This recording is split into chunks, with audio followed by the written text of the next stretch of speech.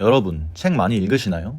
문화체육관광부에 따르면 1년에 책 한 권도 안 읽는 성인이 약 60%라고 해요. 나머지 40%의 책을 읽는 사람들은 대부분 한 달에 한 권 정도 읽는 것 같더라고요. 그렇게 귀중한 시간을 내가면서 한 달에 한 권 겨우 읽었더니 책이 진짜 개 노잼이었을 때만큼 빡치는 게 없거든요. 제가 이걸 너무 많이 당해서 여러분은 당하지 마시라고 베스트셀러이지만 쓰레기책 한 권과 베스트셀러 이름값을 하는 좋은 책 두 권을 소개해 드릴 거고요. 장르는 세 권 다 국내 SF 소설로 묶어봤습니다. 처음으로 소개해 드릴 책은 지구 끝의 온실입니다. 2021년에 나온 책이지만 유명한 책이기 때문에 아직도 서점에 가면 바로 발견할 수 있는 베스트셀러인데요. 이 친구가 바로 쓰레기책입니다.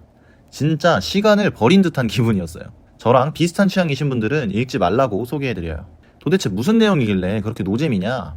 세계관에 대해서 먼저 간단하게 설명을 해드릴게요. 우선 작품은 크게 두 가지 시점에서 진행이 됩니다. 더스트가 깔려있는 과거와 더스트가 사라진 현재, 이 두 시점을 왔다 갔다 하면서 이야기가 흘러가요. 그럼 도대체 더스트가 무엇이냐? 독안개입니다. 마시면 죽는다고 보면 돼요. 전 세계에 이 독안개가 깔려서 사람들은 돔을 만들어서 그 안으로 대피했고, 돔에 들어가지 못한 사회적 약자들은 거리를 내돌아다닐 수밖에 없었죠. 주인공 자매인 나오미와 아마라 역시 돔에 들어가지 못했는데요. 다행히 더스트에 내성이 있어서 그나마 밖에서도 보호복 없이 좀 버틸 수가 있었어요. 그런데 이 돔 말고도 사회적 약자들끼리 모여서 만든 프림빌리지라는 곳이 있다고 해요. 그래서 그곳으로 가기 위한 과정과 프림빌리지에 들어가고 나서의 사건들을 다루는 내용입니다. 반면 현재에서는 주인공 아영이 푸른 빛이 나는 식물에 관한 제보를 받아요. 식물에서 푸른 빛이 나는 일이 흔한 건 아니기 때문에 그 정체를 파악하다가 과거의 이야기까지 도달하게 되는 스토리입니다. 쉽게 말해서 현재는 떡밥을 던지기 위한 역할이라고 보면 돼요. 즉 궁금증을 유발해서 책을 계속 읽게 만드는 장치인 거죠. 듣고 보니까 나름 흥미진진한데? 저도 그렇게 생각했습니다. 근데 다 읽어보고 나니 크게 세 가지 문제가 있더라고요. 첫 번째가 억덕, 두 번째가 페미니즘, 세 번째가 로봇 플러스 동성애입니다. 하나하나씩 차근차근 설명을 해볼게요. 첫 번째, 억지 떡밥입니다. 작품 초반에 궁금할 만한 떡밥들을 진짜 엄청 던져놔요. 아까 말했듯이 푸른 빛이 나는 식물이 주요 떡밥 중 하나거든요. 애초에 이제 그 정체를 파악하다가 과거 이야기까지 간 거니까. 근데 나중에 밝혀진 식물에서 푸른 빛이 나는 이유가 무엇이냐면 아무 이유 없습니다. 그냥 우연히 식물을 합성하는 과정에 생긴 부산물일 뿐인 거예요. 큰 거 오나 하고 봤더니 걔 좆도 아닌 거죠. 쉽게 말해서 그냥 어그로 끈 거예요. 당연히 낚이면 화낼 수밖에 없죠. 게다가 보통 소설에서 이런 식으로 두 가지 시간대를 활용하는 경우는 그 두 시간대가 겹치면서 궁금증이 풀리고 캬 지렸다 이거지 하는 그 맛이 있거든요. 그런 것도 없어요. 굳이 과거와 현재를 왔다 갔다 할 필요도 없던 거죠, 애초에. 즉 억지 떡밥으로 어그로만 끌고 실속은 없다. 두 번째는 페미니즘입니다. 사실 작품에 페미니즘 메시지를 드러내는 것까지는 그렇다 칠 수 있어요. 문제는 얼마나 드러내느냐인 거죠. 근데 제가 평가하기에 이건 뭐 페미니즘 맛 첨가 이런 수준이 아니라 페미니즘을 그냥 엎은 수준입니다. 일단 기본적으로 작품에 남자가 등장하지 않아요.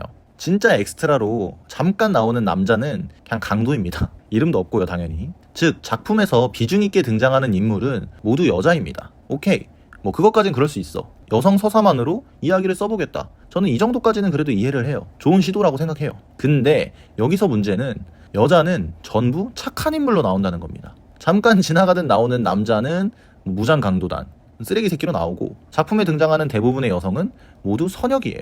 이러면요, 그냥 이야기가 재미가 없어요. 작품에 나오는 여자들은 죄다 착한데 그 안에서 무슨 갈등이 있겠습니까? 무슨 반전이 있겠어요? 그냥 스토리가 뻔해요, 뻔해. 결과적으로 재미가 없는 거죠. 마지막 세 번째는요, 로봇과 동성애입니다. 이거는 그냥 어이가 없어요. 뜬금없이 로봇과 동성애 스토리를 넣는다? 심지어 후반부에 깔짝 언급하는 정도거든요.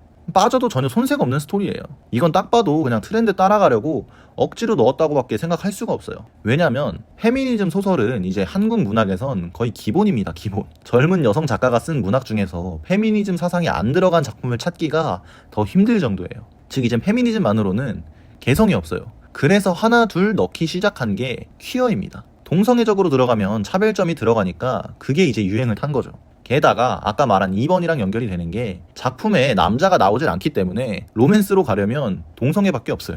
근데 이제 또 그냥 동성애는 흔하니까 사이보그와의 동성애를 넣은 거죠. 이건 뭐 씨발 김피탕도 아니고 하나만 잘하는 것도 어려울 텐데 이거 저거 막 섞으니까 더 혼란스럽기만 합니다. 정리를 해볼게요. 억지 떡밥으로 개연성도 없고 페미니즘 사상으로 재미도 없고 로봇과 동성애는 그냥 뜬금없고 재미도 감동도 철학도 못 챙겼다. 점수를 매기자면 재미 1점, 철학 2점, 감동 1점 드릴게요. 갈등 구조가 약해서 재미가 없고, 그렇다고 해서 뭐 여운이 남거나 감동적인 내용도 없고, 책을 다 읽고 생각해볼 거리도 없는 그냥 진짜 말 그대로 시간 낭비였던 책입니다. 님이 남자라서 재미없는 거 아님? 난 갈등 없이 잔잔한 이야기 좋아하는데? 그럴 수 있죠. 문학은 취향이니까. 다만 그렇게 생각하시는 분들도 지구 끝의 온실보다 제가 다음 영상에서 소개해드릴 책인 천선란 작가의 1000개의 파랑을 더 추천드립니다. 같은 페미니즘을 다루긴 하지만 잔잔하면서도 감동이나 여운을 다 주는 책이니까요.